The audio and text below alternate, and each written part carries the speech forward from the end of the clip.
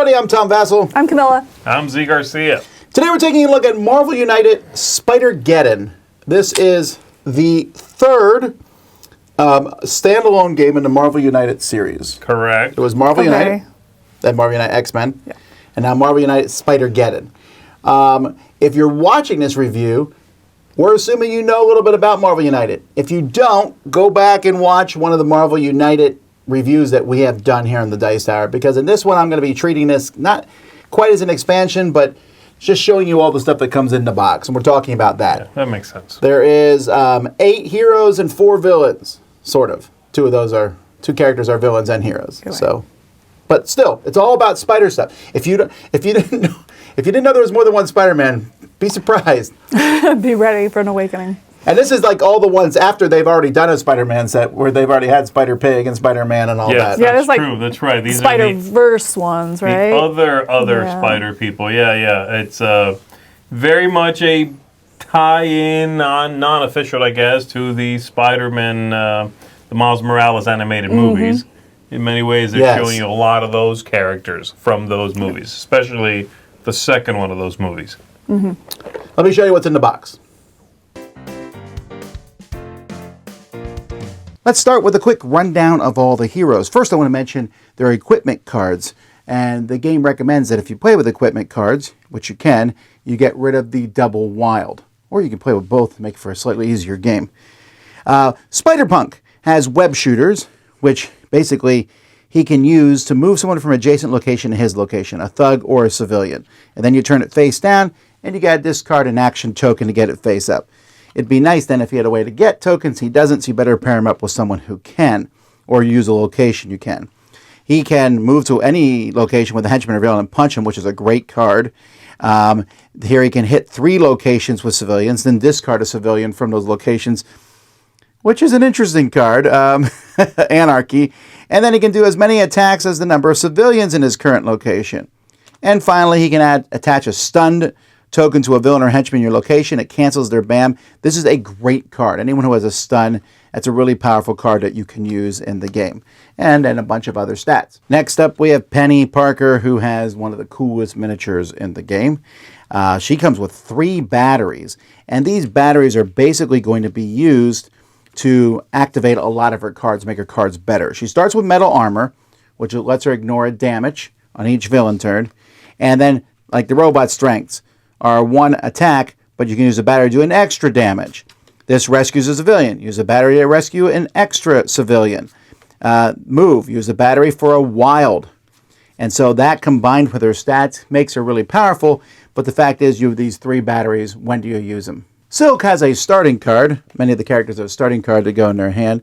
And actually, Silk has 2 of these cards. As long as this one's face up, this does nothing. But if a villain ends her move in her location, she can move to an adjacent one, ignoring damage. It's kind of an okay, very defensive power. Here, if this one's face up, if there's no movement, on the bottom of the 2 latest hero cards, you get a free movement. Okay. But I do like these cards here, where that give just 2 extra abilities to her, plus the 1 at the bottom.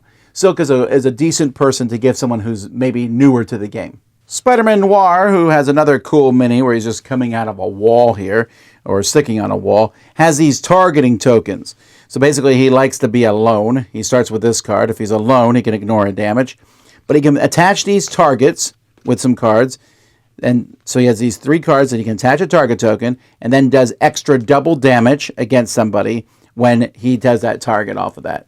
He also has really good cards beyond that, so he's a pretty strong powerhouse as long as he can get these target tokens on somebody. Symbiote Spider-Man is another... Oops, I got the wrong figure here. This is Symbiote Spider-Man.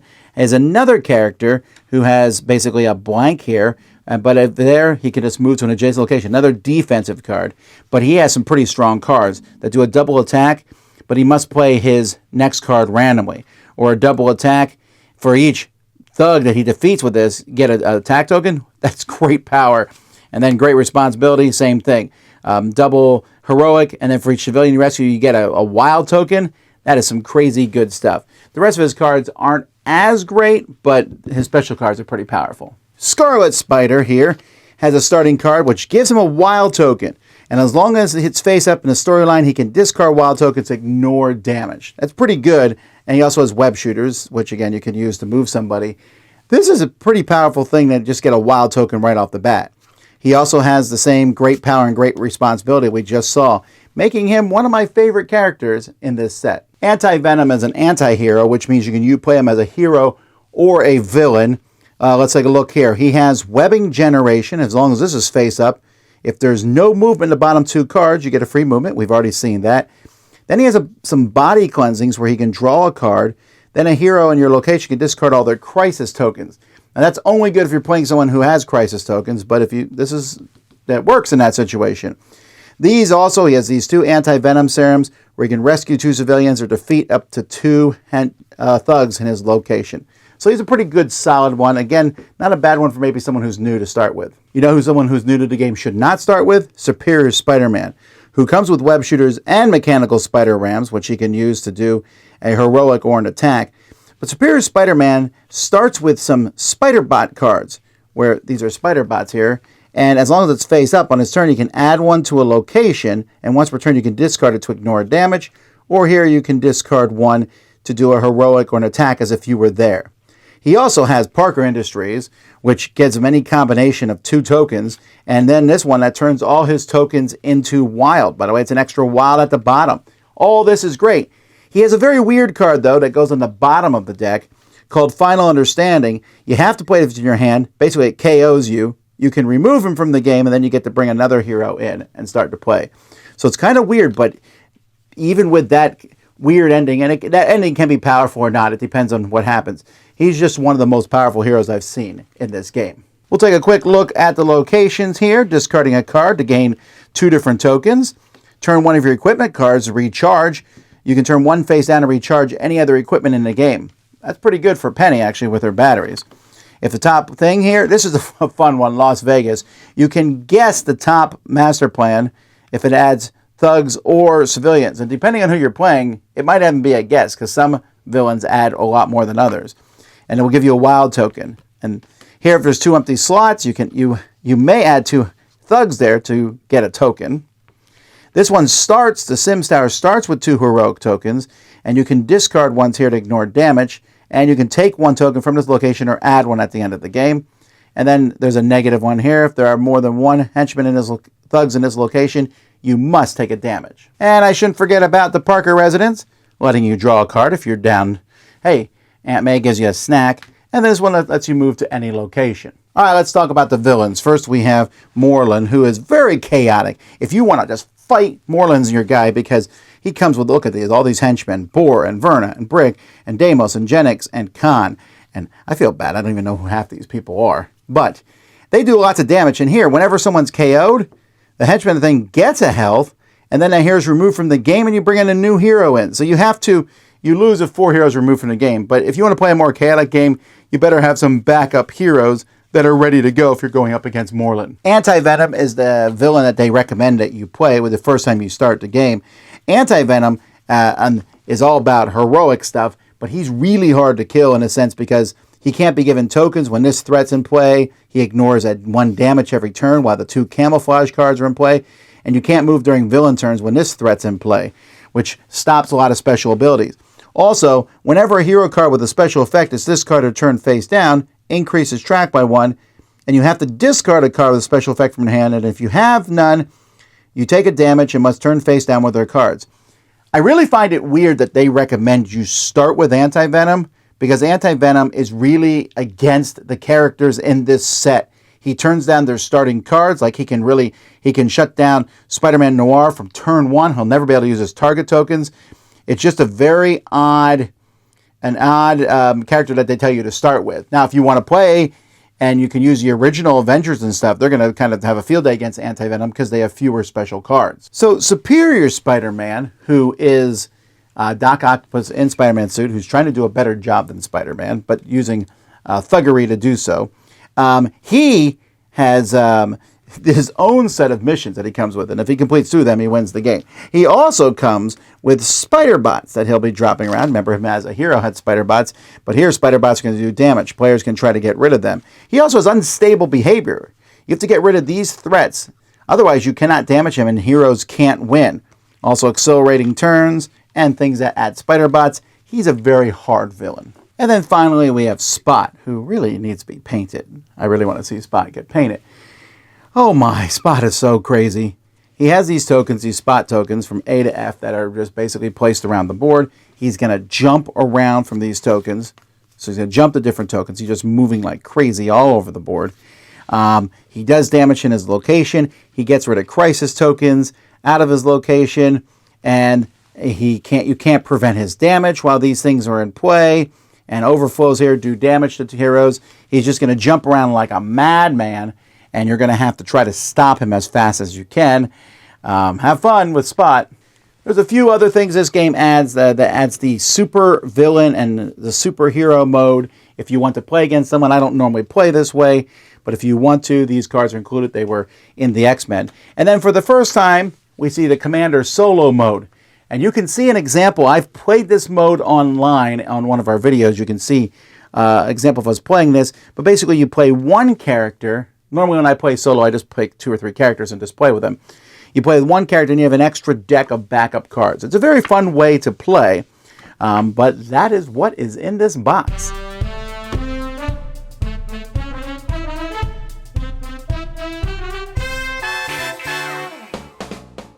Okay, so I think the first thing I want to say about this is, I like this stuff. I like the Spider Universe and all. If you've never played Marvel United before, I do not believe this should be your first set. Like, at all. I because think of so. the complexity, because it's just the flavor, The it's complexity. so narrow. I think I think all the characters are complex. In fact, they did a weird thing, and I mentioned it in the overview, with Anti-Venom. They're like, hey, if this is your first game, use Anti-Venom. And then Anti-Venom's like, ha ha ha, I can't use your special powers. I'm like, are you kidding me? If I was new to the game, that'd be really deflating. Right. That To makes not sense. be able to use a special power. I'm so surprised they mentioned that as the first one you should use. Just from a difficulty point of view, maybe. I am surprised that it wasn't Spot, because again, big wink to the movie here. But Spot is pretty difficult. Spot's Maybe that's super what it is. difficult. Maybe that's what it is. Maybe that's Have you guys why. beat Spot? No. No. Okay. No. Does anyone? No, and the way he jumps around a lot, I mean, this kind of goes back to cooperative games, kind of having good enough difficulty where it's challenging, but not like you just, they wipe the floor with you on your first play. It should be a better balance of that. I think going into it in this one, it would feel like crushing, as well as you're trying to balance equipment, or maybe you're one of the characters that doesn't have it. So you're like, wait, why am I so asymmetric? You have ability, you have the equipment deck, I don't. The bad guy might be manipulating that. It's just a lot of exceptions to the rules in this box, I feel like. It's interesting, Tom, what you're saying about, is this a good starting off point? Because it is a core box, right? So is it fundamentally flawed then that this be a core box? Should it be a core box? Should it be an expansion? Core box for gamers. I think for your average person who goes into Walmart, they picked up Marvel United, the first one. That is half the complexity of this, easily. There's no equipment. At least, yeah. There's no supervillain, superhero. The stuff is really, really basic. And some people will say that makes this one better because it has all that stuff. And I get that. I'm just saying this is X-Men, I thought was a nice jump. In fact, I thought X-Men is a better starting set than the first one. Right. I think X-Men's better than this one, too, because I think this one adds too much. Now, that being said, I still really like this. And I really like the characters. And Superior Spider-Man is like one of my favorite characters of all time.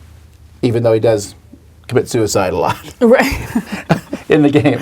Yeah. This is, it's a celebration of all things Spider-Man and Spider people, I guess. So I think if you're someone who is entrenched in comics and you get that and you look at this and go, oh, and you recognize all these characters by name and know who they are, then you're probably already so entrenched into this game and other gaming that you'll be fine jumping into this one.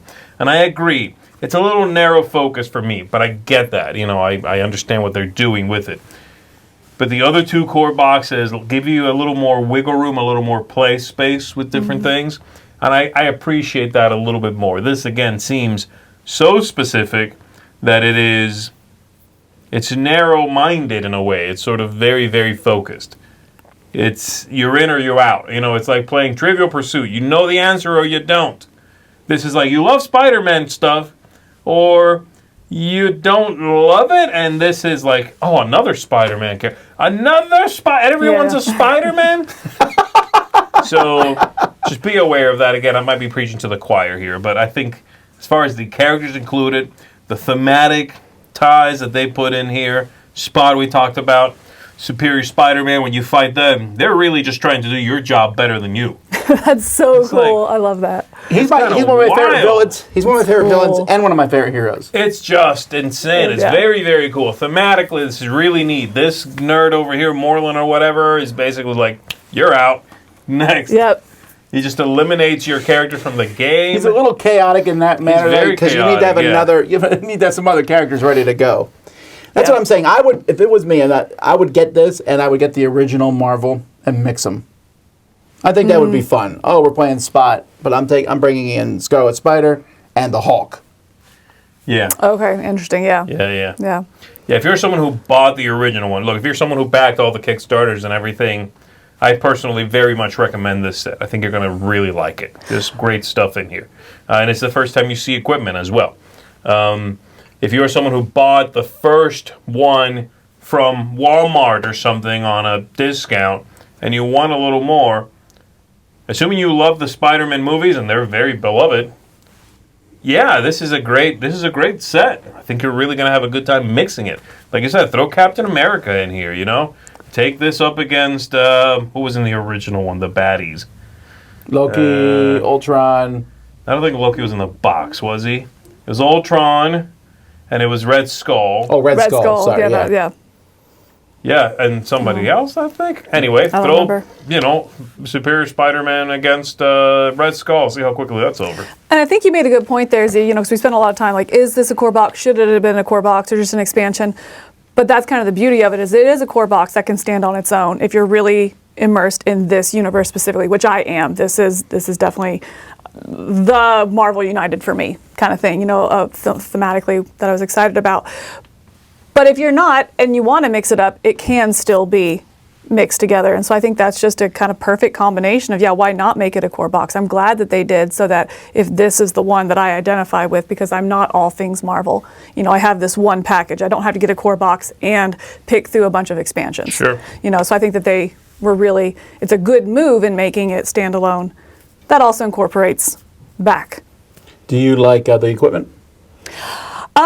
I do. I was frustrated by it because I didn't realize that all the characters aren't going to have equipment. There's some in there that don't have it. And so there's eventually going to come out with generic equipment you can add to anybody. Right, but I mean, that's again, this is what I was excited about, this one right here. The equipment, this is so exciting. This is the universe I've been waiting for. I'm so excited. I get it out. I pick, Noir. I'm so excited about him. And it's like, oh, wait. Oh, and there's locations that once you defeat them, they let you recharge your equipment. Wah, wah. So we're kind of talking about like how there were some of those disappointments in the game, and that was a really big disappointment to me. That not everyone had equipment? That not everyone has equipment. And again, it's going to come. Okay, but you gave me a core box. Sure, but if you have equipment, you lose your double wild. Okay. So but then that means you have the option to play with or without the equipment, and I don't. You know what I'm saying? True. Like that, like it just shoehorns you. It definitely is a little bit of power creep in that way. They'll say it's not really, but it is, because if you don't have the equipment, you're right. You could still play without that equipment. Although there's a couple characters in here. You have to play Penny with her equipment, and you have to play Noir with his equipment. You have to, or their characters don't work. Like Penny's, all her cards would be useless if she couldn't use the... She wouldn't... The top of her... like the specials on all her cards wouldn't have batteries. It'd be like, okay, it's just a symbol then. Right, and the Noir guy wouldn't have his targeting thing. Right. I actually think it's okay, and I've done this, and I have no shame. I use the equipment and the double wild, because these bosses are hard. Yeah. I agree, and that's another thing. Mm-hmm. You have that option. You have that option, and some of the characters you can be don't. like, I'm going easy mode. I'm putting in the equipment, and I'm keeping my double wild. Yeah. You can keep your double wild, but there is no equipment that exists as of right now out of this box. Well, the argument would be the guys without equipment are as good without equipment as the guys with equipment. And I would say I didn't feel that in my plays. I definitely felt like I was playing a step behind. Especially when some of the locations play into that as well. Who doesn't have equipment? Scarlet... Penny Parker does. Noir does. Superior. like little deck. Noir doesn't have that little deck. Yeah, he does. He has the 3 targeting symbols. Oh, no, he doesn't have the deck. No, he doesn't have the his deck. cards. Those No, are they're on his in cards. his cards. You're right. They're Yeah. on his cards. Yeah, but he has that. It's like his equipment's built into the cards. There was one scenario specifically that I played but then the bat I was playing against kind of made it useless, and I was definitely just playing along in the game. I Well, I was agree not on that. actively helping Anti-Venom in the definitely game. shuts that down. Yeah. But It also just feels good to, when you begin the game, draw your 3 opening cards and have some stuff sitting right Yeah. there. Some special abilities. I think it's a good idea. I'm glad that both the latest Kickstarter for this and this box have this equipment stuff in it. On the one hand, power creep, things are getting much cooler. Who's going back and playing with like vanilla Captain America right now? right, he has 3 special characters. I know, but even I'm struggled because Yeah. Oh yeah, so only 3 special cards as opposed to everybody has 4 or more now. Right. And no equipment.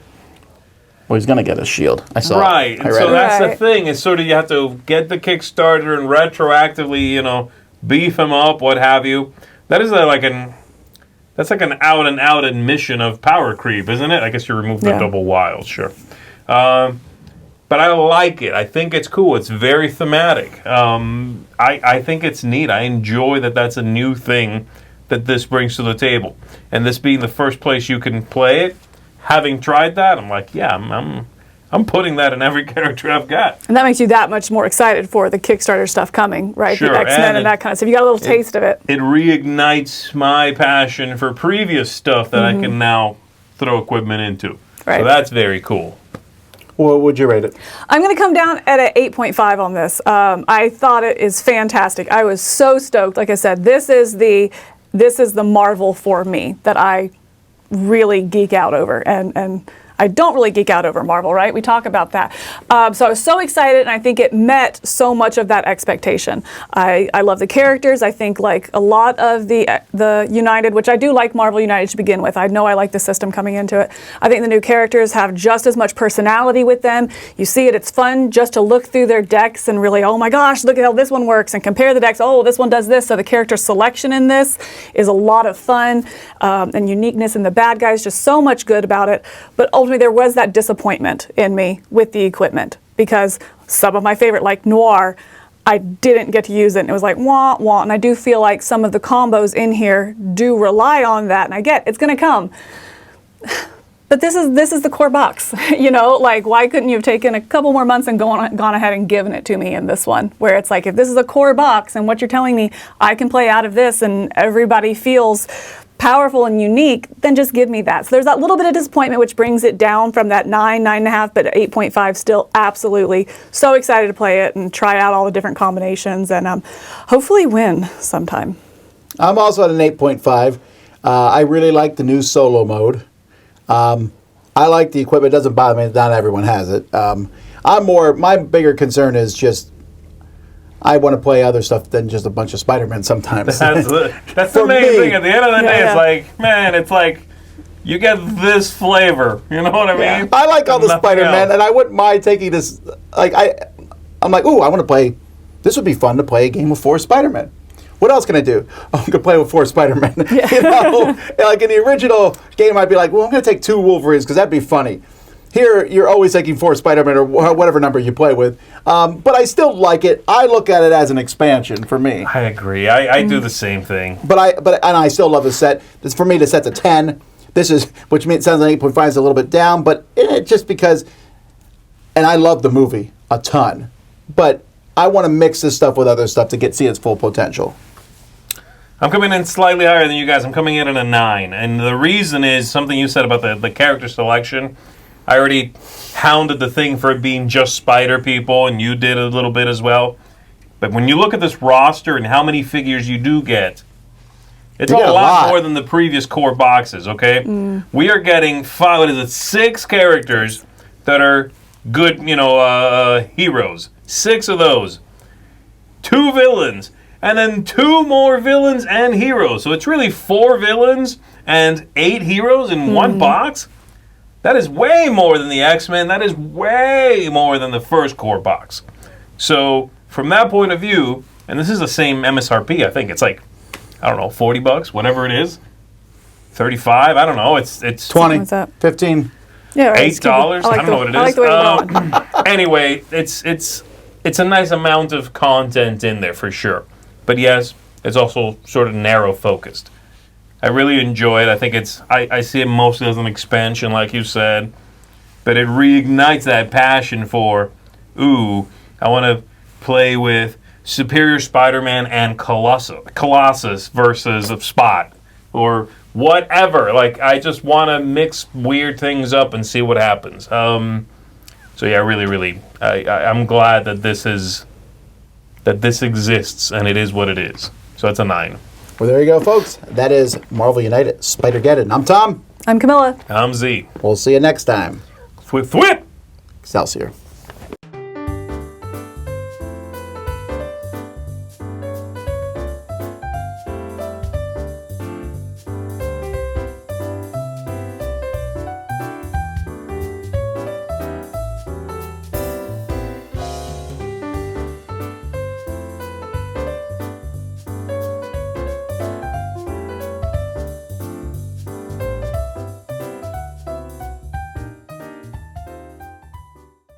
But everything Spider-Man, It's not going to fit. Spider-Pig, Well, what if you don't do the bag thing I did? Spider-Beast, Double Spider.